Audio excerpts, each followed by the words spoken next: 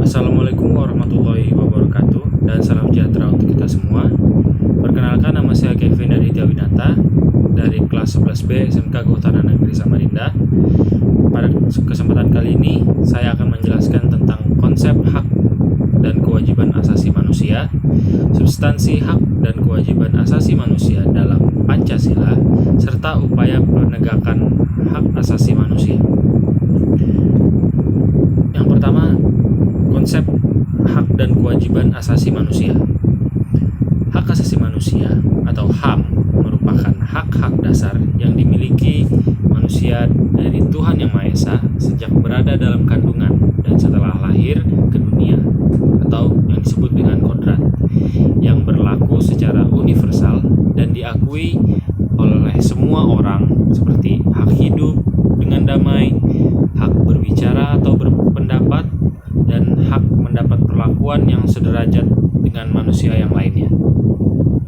Sementara kewajiban asasi manusia adalah kewajiban pokok atau dasar yang melekat pada setiap manusia sebagai konsekuensi dari adanya hak asasi manusia.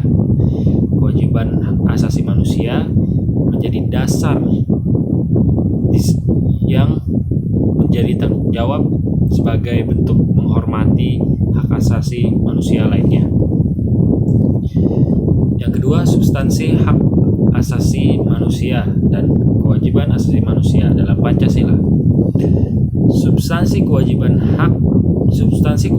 dan hak asasi manusia dalam Pancasila dibagi menjadi 3 kelompok berdasarkan nilai-nilainya, yaitu nilai dasar, nilai instrumental, dan nilai praktis. Apa itu nilai dasar? Nilai dasar adalah cita-cita atau tujuan yang bersifat universal atau menyeluruh, yang meliputi nilai-nilai seperti nilai ketuhanan yang Maha Esa, kemanusiaan yang adil dan beradab, persatuan Indonesia, kerakyatan yang dipimpin oleh hikmat kebijaksanaan dalam permusyawaratan dan perwakilan, serta nilai keadilan sosial bagi seluruh rakyat Indonesia. Yang kedua, nilai instrumental. Apa itu nilai instrumental? Nilai instrumental berarti nilai-nilai turunan dari nilai dasar yang dituangkan dalam berbagai ketentuan konstitusional, baik dalam Undang-Undang Dasar Negara Republik Indonesia tahun 1945, Undang-Undang, Peraturan Pemerintah, Keputusan Presiden, maupun keputusan daerah. Yang ketiga, nilai praktis. Nilai praktis adalah nilai yang dijabarkan dalam kehidupan sehari-hari. Namun begitu, nilai praktis dari Pancasila selalu berubah-ubah seiring dengan perkembangan zaman dan juga perkembangan dari nilai-nilai instrumental yang menjadi dasar pembentukan nilai-nilai praktis tersebut. Ketiga, upaya penegakan HAM di negara Republik Indonesia.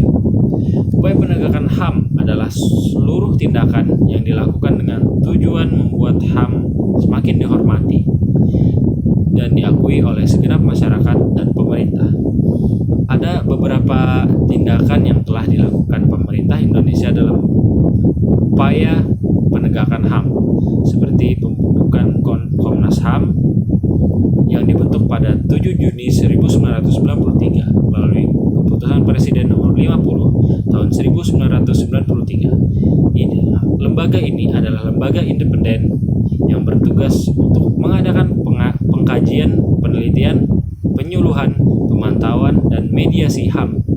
Setiap warga negara yang merasa hak asasinya dilanggar boleh melakukan pengaduan kepada Komnas HAM. Kedua, pembentukan instrumen HAM. Instrumen HAM merupakan alat untuk menjamin proses perlindungan dan penegakan HAM. Instrumen HAM biasanya berupa peraturan perundang-undangan dan lembaga-lembaga penegak hak asasi manusia seperti Komnas HAM dan Pengadilan HAM.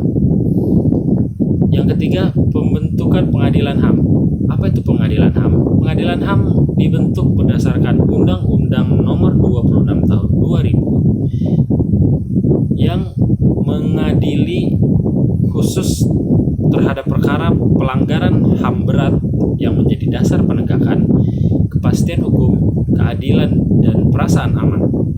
Selain berwenang memeriksa dan memutuskan perkara pelanggaran HAM berat, Pengadilan HAM juga berwenang memeriksa dan memutus pelanggaran HAM yang dilakukan oleh warga negara Indonesia yang terjadi di luar batas teritorial wilayah Indonesia.